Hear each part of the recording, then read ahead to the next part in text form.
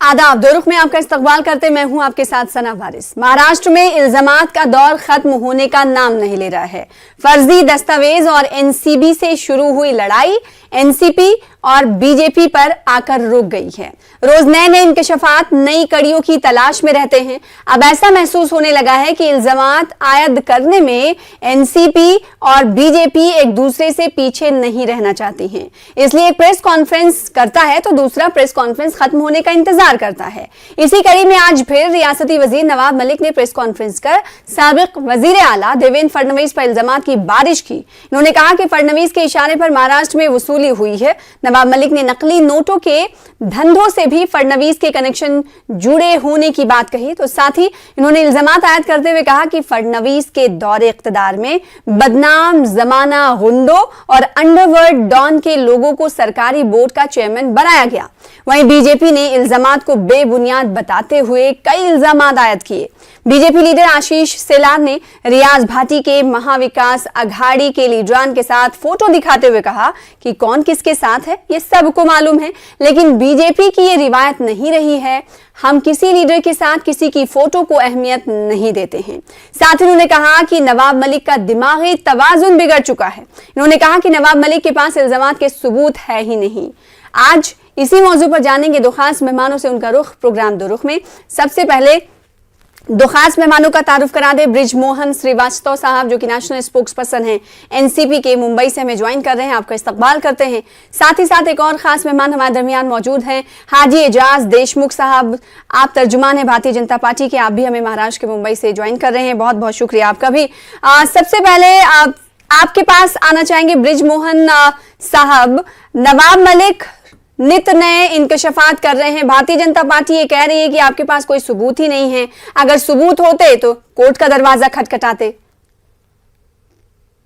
देखिए कि भारतीय जनता पार्टी को तो इस मामले में कुछ बोलना ही नहीं चाहिए था, कि हम लोगों ने शुरुआत की थी।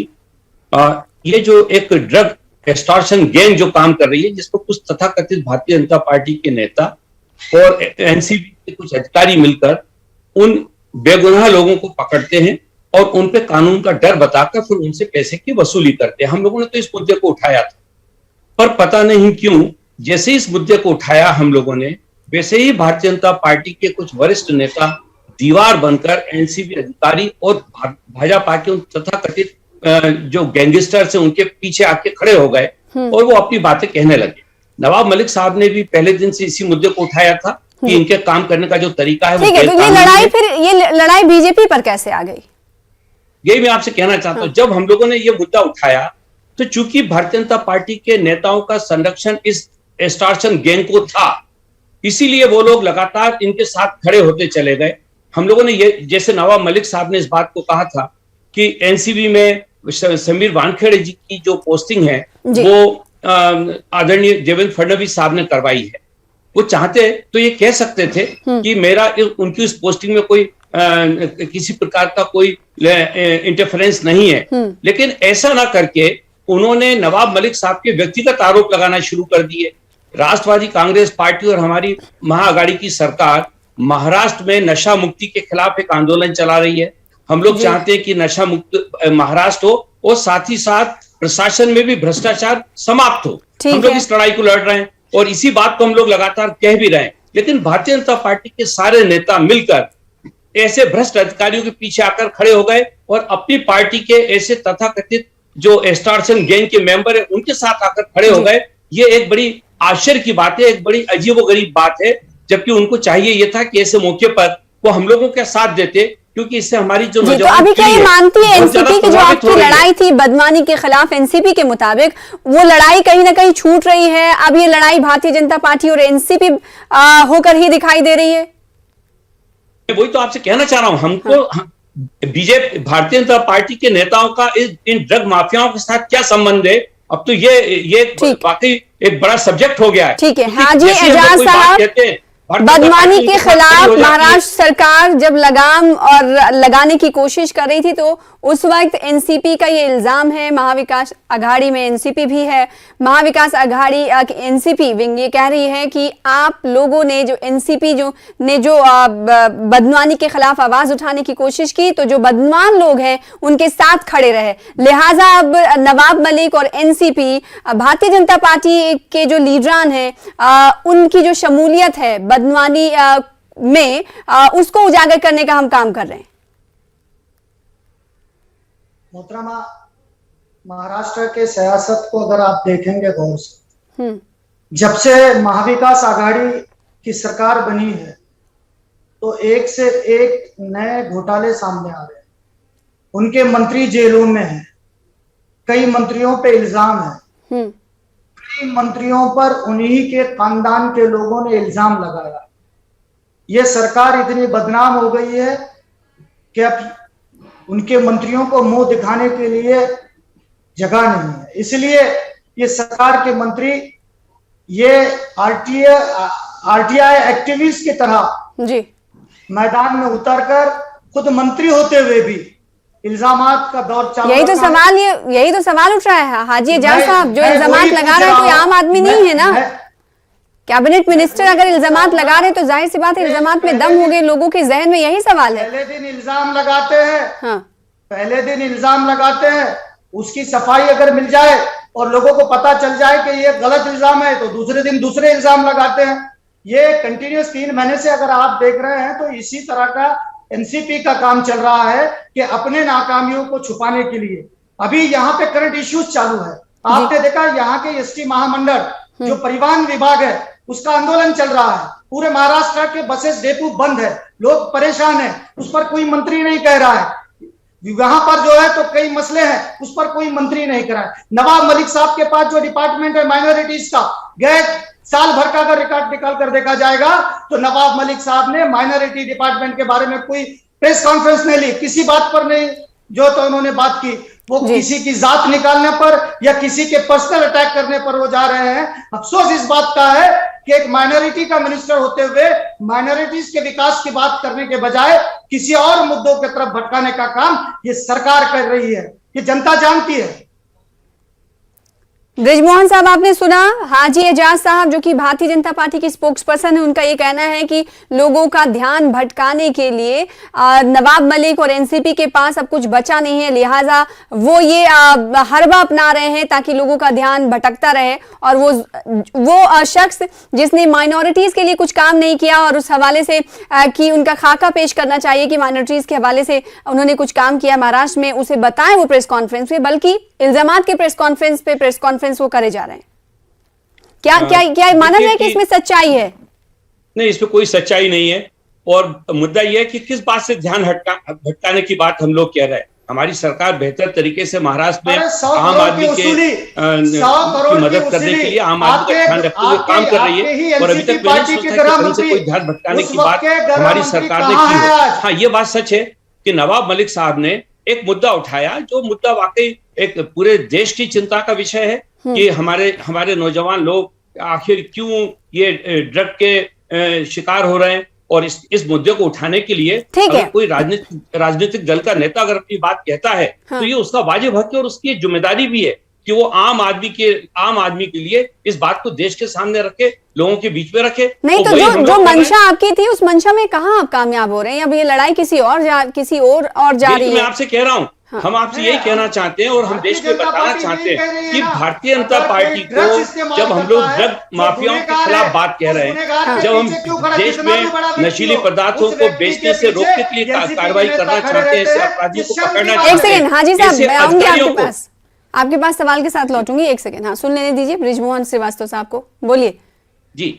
ऐसे अधिकारियों के खिलाफ हम लोग कार्रवाई चाहते हैं या ऐसे अधिकारियों को हम एक्सपोज करना चाहते हैं जो ईमानदारी का एक्सपोज करने के लिए जिन तस्वीर का सहारा आप ले रहे हैं, वैसी तस्वीर का सहारा भारतीय जनता पार्टी ले रही है। अब जो आवाम है महाराष्ट्र की वो दलदल में फंसी जा रही है कि ये हो क्या रहा है, बल्कि उल्टा हो रहा है। भारतीय जनता पार्टी के नेता समीर वानखेड़े, जिसके बारे में सिद्ध हो चुका है, देखिए कि उनके प्राइम एक्यूज ने यह कहा कि 25 करोड़ रुपए लेने की बातचीत हुई 18 करोड़ में मामला तय हुआ और उसमें से 50 लाख रुपए उनको एडवांस मिला। ये हम लोगों ने नहीं कहा, ना वो प्रभाकर ना तो शिवसेना का कार्यकर्ता था, ना कांग्रेस का और ना एनसीपी का, वो उनका प्राइम विटनेस था, उसने आरोप लगाया। तो जब हम लोगों ने इस मुद्दे को उठाया तो भारतीय जनता पार्टी को तो ये कहना चाहिए था कि अपन एक भ्रष्ट अधिकारी के खिलाफ मुहिम को और मजबूत करें, लेकिन हुआ उल्टा। जब समीर वानखेड़े जी दिल्ली पहुंचते हैं तो भारतीय जनता पार्टी के नेता एक कलर प्ले कार्ड लेकर, जिसपे कि समीर वानखेड़े का फोटो है, और उसको लेकर वहां पे लोगों के बीच में खड़े होके उसकी जय जयकार करते हैं, जैसे कि वो एक विजेता के रूप में आया है। जबकि उसके उस ठीक है, भाजपा समीर वानखेड़े की सपोर्ट सिस्टम की तरह क्यों दिखाई दे रही है? हाजी एजाज साहब, सीधे तौर पर नेशनल स्पोक्स पर्सन एनसीपी का ये कहना है कि आखिर ऐसा आप लोगों ने नहीं किया होता तो ये लड़ाई एक सही समत में जा रही होती, भारतीय जनता पार्टी और एनसीपी के दरमियान नहीं हो रही होती।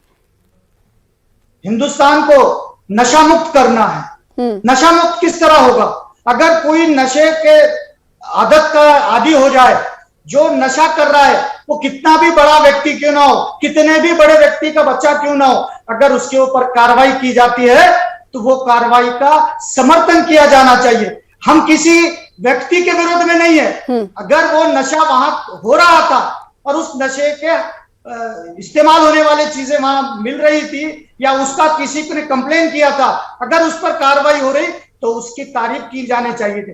हम किसी भी व्यक्ति के साथ खड़े नहीं है। एनसीपी आप पर इल्जाम लगा रही है भारतीय जनता पार्टी पर कि समीर वानखेड़े के साथ आप खड़े हुए हैं। पहले आप कह देते कि जो कार्रवाई, जो सबूत, दस्तावेजात एनसीपी दिखा रही है वो एक कानून के दायरे में होकर चल रहा है, हमें इससे कोई मतलब नहीं है। तो एनसीपी कह रही है कि फिर ये लड़ाई इतनी तूल नहीं पकड़ती। एनसीपी ये संभ्रम में है, ये समझ नहीं पा रही है। एनसीपी के नेता को समझ नहीं आ रहा है कि अपने नाकामियों को किस तरह वो ढाके।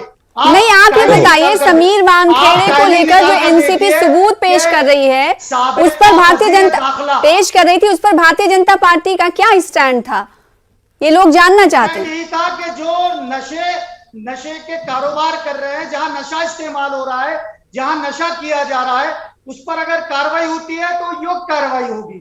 अगर वो गलत अगर कार्रवाई थी तो कोर्ट में वो सिद्ध करना चाहिए था। एनसीपी के नेताओं को कोर्ट में जाना चाहिए था और जो अधिकारी ने गलत कार्रवाई की थी वो कोर्ट से दाद मांगना चाहिए था। वो ऐसा ना करते हुए वो व्यक्तिगत स्वरूप पे इल्जाम लगाने का काम कर रहे हैं। अगर किसी नौजवान को नशे से दूर रखने के लिए कोई कार्रवाई होती है, ठीक है, पर्सनल अटैक्स कर रहे हैं हाजी साहब। हम और आप इतना समझते हैं कि कोई आम इंसान ये इल्जामात नहीं लगा रहा है, दस्तावेज के साथ कैबिनेट मिनिस्टर इल्जाम लगा रहे हैं, तो इल्जामात के कुछ ना कुछ तो ग्राउंड होगा ना। और इसका एक बहुत बड़ा सबूत ये लगाना है, पहले दिन इल्जामात लगाना, दूसरे दिन वो दूसरा मुद्दा उठाना, यही काम चल रहा है। जो जिम्मेदारी उनको वजीर काबीना के तौर पर दी गई थी, उस जिम्मेदारी का तो कहीं भी उनको ध्यान नहीं है। जो इशू में वो बोलना नहीं चाहिए, हम नहीं करते। तो क्यों ऐसा नवाब मलिक कर रहे हैं भारतीय जनता पार्टी के मुताबिक? आप बताइए क्यों ऐसा हो रहा है? फिर उनके नाकामियों को छुपाने के लिए। उनकी कौन सी नाकामियां हैं? उनकी कौन सी नाकामयाबी है? उनके आपके वजीर दाखिला, जो साबिका वजीर दाखिला है, वो कहाँ है? क्या एसटी महामंडल का जो है तो सम चालू है, उसके बारे में कोई नहीं कह रहा है।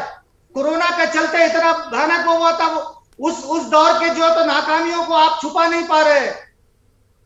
आपने कोरोना के चलते 1 रुपए की मदद जो है तो महाराष्ट्र के आवाम को नहीं की है। जो केंद्र के क्या बात कह रहे हैं? सेंटर से एक आदमी ऐसा नहीं मिल सकता महाराष्ट्र का जो ये कहे कि कोरोना में महाराष्ट्र की सरकार ने मदद ना की हो। ठीक है, इस पर कई तरह के सवाल खड़े हुए हैं, इन सवालों का जवाब आप दोनों से लेंगे, लेकिन छोटे से ब्रेक के लिए रुकेंगे। ब्रेक के बाद जल्द लौटेंगे। देखते रहिए प्रोग्राम दो रुख।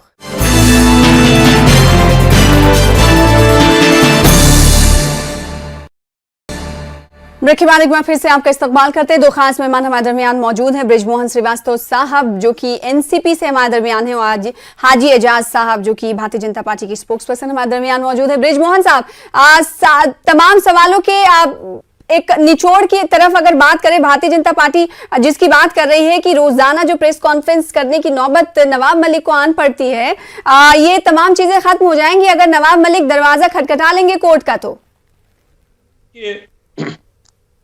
सना जी, मैं आपको एक बात बताऊं कि इस मुल्क में 4 फोरम है जहां पर कोई इंसान अपनी आवाज को उठा सकता है।